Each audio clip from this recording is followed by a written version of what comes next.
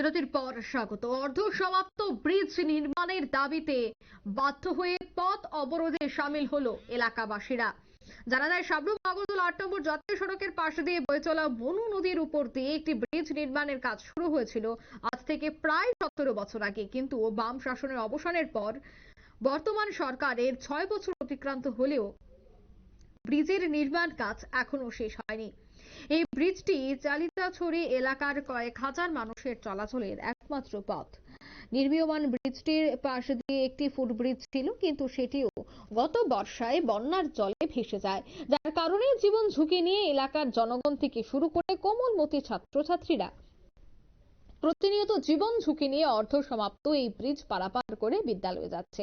এই বিষয়ে এলাকার জনগণ দফায় দফায় জনপ্রতিনিধি থেকে শুরু করে প্রশাসনিক আধিকারিকদের কাছে আবেদন নিবেদন করেও কোনো ফল না হওয়ায় অবশেষে আজ সকাল থেকে সাবরুম আগরতলা ৮ নম্বর জাতীয় সড়ক অবরোধে বসে এবং আজকের এই অবরোধে কোমলমতি ছাত্রছাত্রীরাও অংশগ্রহণ করে। সে বিষয়ে কি বলছেন অবরোধকারীরা, শোনাচ্ছি।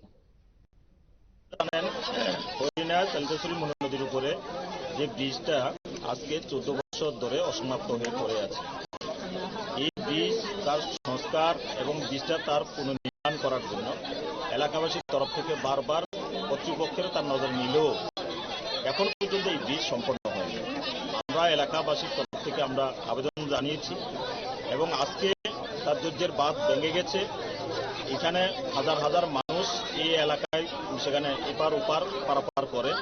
কাজেই এই ব্রিজের উপর মানুষের পথ চলার তার যে সমস্যা, এই সমস্যা নিরসনের জন্য এলাকাবাসীর বিকল্প আর অন্য কোনো পথ খোলা নেই। শেষ পর্যন্ত আমরা এলাকাবাসীর তরফ থেকে এই রাস্তা অবরোধ করেছি। জাতীয় সড়ক? হ্যাঁ, জাতীয় সড়ক। কোন জায়গাতে অবরোধটা হয়েছে? এই অবরোধটা হইতে ব্রিজের সামনে। তো ব্রিজের সামনে অবরোধ কটা নাগাদ শুরু হয়েছে? ওই তো সকাল ৭টায় শুরু হয়েছে। সকাল ৭টায় অবরোধ শুরু হয়েছে। এখন পর্যন্ত প্রশাসনের তরফ থেকে কেউ কি তরফ থেকে, পুলিশের তরফ থেকে এসে বলা হয়েছে যে আমরা তুলে নেওয়ার জন্য। আমরা বলেছি না, আপনাদের কাজ আপনারা করুন। আমরা এলাকাবাসীর যে বক্তব্য, এলাকাবাসীর মানুষের তার যে কথাবার্তা, যে যতক্ষণ পর্যন্ত ডিএম সাহেব এসে লিখিত কোনো প্রতিশ্রুতি দেবেন না, ততক্ষণ পর্যন্ত এই অবরোধ চলবে। এই যে হরিণা চালিতাছড়ি যে ব্রিজ, আজকে এর কাজ দীর্ঘ ১৭ বছর বন্ধ।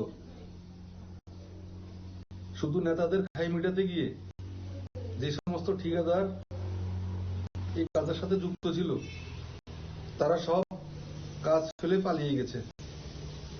মানে অত্যন্ত দুর্ভাগ্যজনক ব্যাপার। ১৭ বছর ধরে মাত্র ৪০ মিটারের একটা ব্রিজের জন্য চালিতাছড়ি এলাকা থেকে সাবরুম আসতে গেলে কম করে হলো ১৭ কিলোমিটার। মনুঘাট হয়ে যদি আসতে হয়, যদি মনুবাজার হয়ে যদি সাবরুম কোনো রোগীকে নিতে যদি হয়, প্রায় তাও ১৭ কিলোমিটারের মতো। অনেক জায়গায় দেখা গেছে চালিতাছড়ি এলাকার গর্ভবতী আমার মায়েরা, বোনেরা আজকে রাস্তায় সন্তান প্রসব করেছে। কিন্তু যে অথর্ব এই সরকার, এই সরকারের কোনো হেলদুল নেই। মানুষ অমানবিক জীবনযাপন করছে শুধু এই একটা রাস্তার জন্য। বিভিন্ন ডায়ালিসিস রোগীরা বিভিন্ন সময়ে অনেক রাস্তা ঘুরে ওদেরকে হাসপাতালে নিতে হয়। আপনারা শুনলেন তাদের বক্তব্য। প্রশাসনের হস্তক্ষেপে ঠিকাদারি সংস্থার প্রতিশ্রুতিতে এই অবরোধ প্রত্যাহার হয়। অর্ধ সমাপ্ত ব্রিজ দ্রুত নির্মাণের দাবিতেই স্থানীয়দের এই সড়ক অবরোধ। আজকের এই সড়ক অবরোধকে কেন্দ্র করে প্রচুর সংখ্যক যানজট তৈরি হয়। তারপর অবরোধ মুক্ত হলে আবারও যান চলাচল স্বাভাবিক হয়। নিয়ে নিচ্ছে ছোট্ট একটি বিজ্ঞাপন বিরতি, সঙ্গে থাকুন।